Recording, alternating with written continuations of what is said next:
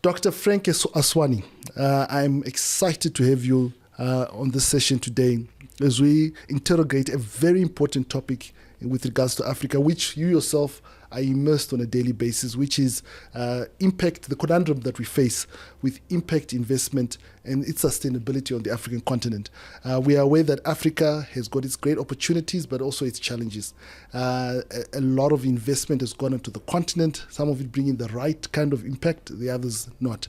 And there's actually limited knowledge in terms of what is the correct and right framework for sustainable impact investment on the African continent. So as we go into this next session, I'm really looking forward to unlock that whole discussion and bring the different perspectives in terms of, how ultimately this can all lead to driving economic growth. So great to have you on the session, and looking forward to having this engaging conversation. Thank you for having me, Luciano. And it'll be good for you to give a bit of insight in terms of who's Dr. Frank Aswani. I know he's Frank, my brother from another mother, but just to get some insight in terms of who is Dr. Frank Aswani and the role you play. I know obviously CEO of AVPA, but just unpack for us who is Frank Aswani, and to get to know more of you. Thank you for having me. So first and foremost, I'm my mother's firstborn in a family of 5 boys. And I'm a veterinary doctor by training who's completely abandoned his profession and is now doing investments. I'm Kenyan. Graduate from the University of Nairobi with veterinary medicine. And then I went into the private sector. So I worked for an American pharmaceutical company called Eli Lilly for 14 years. Worked in Kenya, worked in the UK, worked in Switzerland, then worked in South Africa as well. And my last 7 years, I ran 28 countries in Sub-Saharan Africa as the area director for Sub-Saharan Africa and sales director for South Africa. Then did a couple of stints with a UK group called ARC, Absolute Return for Kids. Then worked at the African Leadership Academy, and then became AVPA CEO 5 years ago. And in between there, I did an MBA at Gibbs. So I lead the AVPA work across Africa. We have our headquarters in Nairobi and offices in Johannesburg and Lagos. And over and above that, I'm really immersed into this impact space. So I also sit on the investment committee of the MasterCard Foundation Africa Growth Fund. This is a $150 million fund of funds. So we fund emerging and aspiring female fund managers who then fund SMEs. Wow. Okay. I also sit on on another fund of funds called Oryx.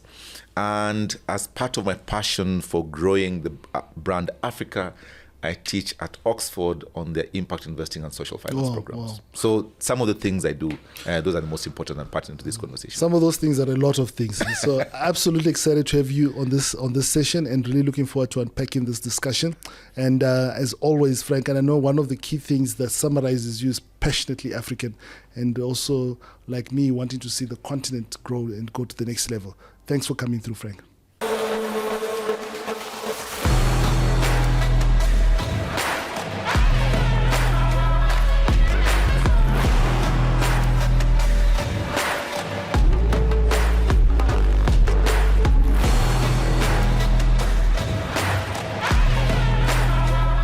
Frankie, one of the key points you've highlighted is how the money is there.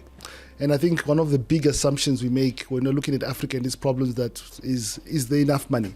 But you've brought in input, but the issue is not the money. The question is how you allocate that money.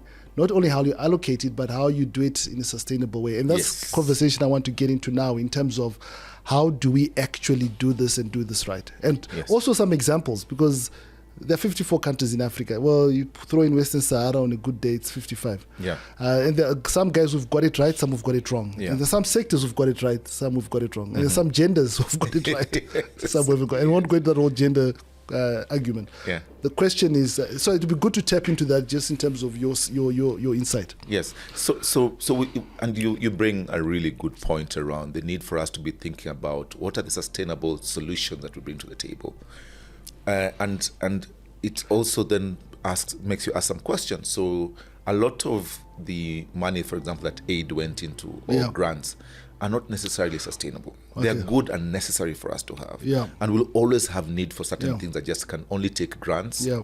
But where we have the opportunity to interrogate some of our solutions that have been traditionally grant-driven, to check and see if they've got some commercial generation or revenue generation opportunities, we should definitely look into it. Okay. Okay, so some solutions can generate some revenue that can sustain themselves, and this goes down even to NGOs. Yeah. Some NGOs are doing some really cool work, but they've just never thought about commercializing their opportunities. Yeah. And it goes right up to government. So as a government, should be asking yourself, okay, we probably don't have enough money to do all that we need. Yes. But the private sector in our country does, or the private sector globally can be attracted into some of the opportunities. Brilliant, yeah. How do we act as a catalytic investors? How do we, as a government, offer that risk capital to de-risk some of the opportunities in our country? So private capital from within and without. And I like the word catalytic because it brings a sense of, takes me back to high school or primary school. It shows you how much you used to pay in science class. Yeah. But the role of a catalyst is to create an environment that allows the experiment to be successful or the transaction or the chemical reaction to happen. Yes. And I think that's what you're saying, a critical role that governments can play, being a catalytic player. Okay. Exactly. And we know governments are probably some of the biggest grant holders in any country. And what they sit on, like philanthropists do, is they sit on capital that has an appetite for risk. Okay. And as we look at the evolving role of grants and philanthropy in this continent, it needs to shift from traditional philanthropy. But as I said, and I'll put a caveat, some initiatives just need philanthropy. But more and more of that money needs to shift into catalytic investment, where we're asking ourselves, for every dollar we're putting in, how much are we unlocking of private capital? Okay. So that leverage factor is what you need to think about. And that's because grants, due to the high risk appetite, can be used to test new markets, new products, new innovations, new services. And that is what we need to propel new solutions for the problems we're facing in Africa today. So that's kind of where I see the sweet spot happening between grants, philanthropy, and government on one side, and private capital. Okay. So a question here, because you talked, you earlier on highlighted it. I mean, if you look at, because you play in the VC space very much, and we know that in the VC space, the leading areas that are attracting investment at the moment is fintech, which for me is all a bit of a bugbear, but you understand it from an inclusivity perspective, finance, the populations of Africa, etc. One that's becoming quite popular is clean tech in terms of attracting finance. And we know that globally, there's a big drive to move from carbon-based fuel generation to actually clean energy. The dilemma we have in Africa, like you highlighted, only 3% or 4% we contribute to the carbon footprint globally. And obviously global financiers are more happy to contribute to clean tech related investments or to climate positive related investments.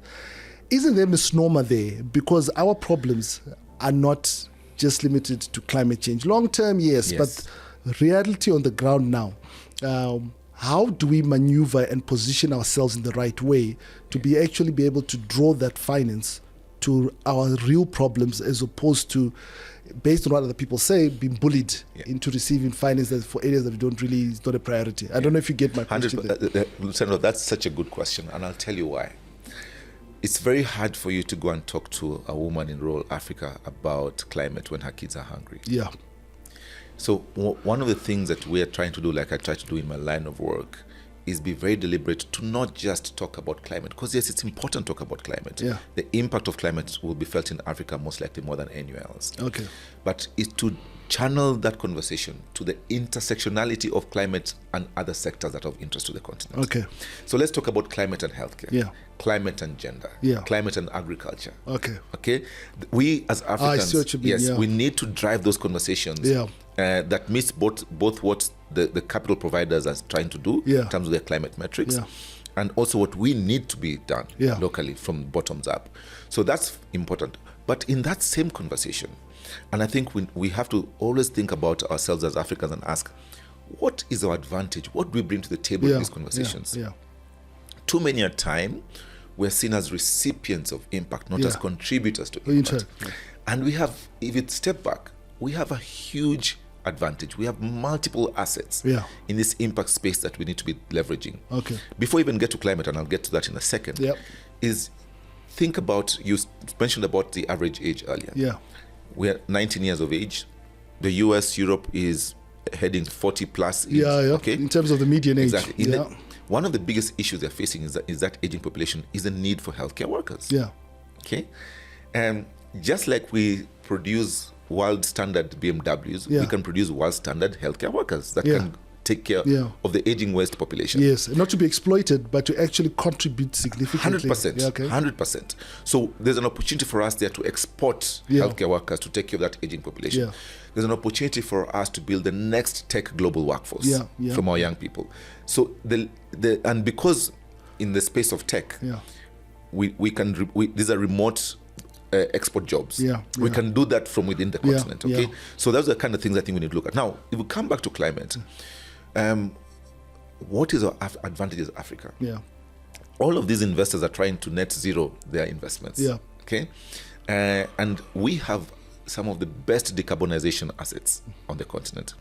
We have the forests, we have the land masses that can absorb carbon. We have hydroelectric power. Exactly, water, hydroelectric power, big dams, solar energy. So we have a lot of those kind of assets that we can bring to the table that can offer good value exchange. Like I personally think in the next couple of years, carbon credits should be one of Africa's biggest exports. Okay? But those conversations, we need to have them from a position of advantage and strength. Not because we are beggars in that conversation. Absolutely powerful. And we've got to be very deliberate about it. And, Frank, I mean, we've talked about this several times, and picking up from terms of, position ourselves from a point of strength. It's very easy to talk about Africa from a homogeneous perspective. So Africa's GDP, 3.1 trillion. Africa's number of countries in Africa, 54. Total population, 1.4 billion. We've talked about the different scenarios that are there. I was laughing the other day, and I'll get to my point, but the US played a friendly with South Sudan from a basketball perspective. I'm sure you follow that. Yes. South Sudan lost. South Sudan lost by, I think, plus or minus. It was 1 point. It was 1 point. Yes, in the Olympics they then lost, but let's not get there. Let's stay on the positive. But I was telling my kids, and I said South Sudan's GDP is about $10 billion US. With the basketball people, there are 10 people. LeBron, one of the best basketball players, I think is second to Jordan, but let's not get into that whole argument. But his net worth is $1 billion. So he's 10% value of the country. The reason I'm highlighting this is that we cannot look at this topic just from a blanket perspective. You've highlighted some key things that we can be doing. There are a number of different country sectors. I just want to zone in on one or two country examples, or examples that are specific probably to countries, of countries that have done it right or could have done it better based on your experience, because I think it brings context. South Africa, dynamics totally different from Morocco. The same thing from a Central African Republic. And I think that gives sort of reality in terms of where it's working, where it's not working. And we've talked about these, but it'd be good to hear from you countries who've got the climate or who've got the impact investment model right, and why. That's a good question. I always ask good questions. Oh well, I wouldn't doubt it. So I think it's an emerging thing. I think we're seeing increasingly more countries becoming aware of the need to do something different. And there's some early adopters. So for example, I mean, if you look at our youth unemployment problem on the continent, we should be expecting governments to be a lot more deliberate about what are the solutions we're designing to address this. Fair enough. We know unemployment or jobs are created by SMEs. What are we doing to support the creation of entrepreneurs who are then going to create the SMEs to create the jobs? Continue reverse engineering that particular problem. Where do we start teaching entrepreneurship?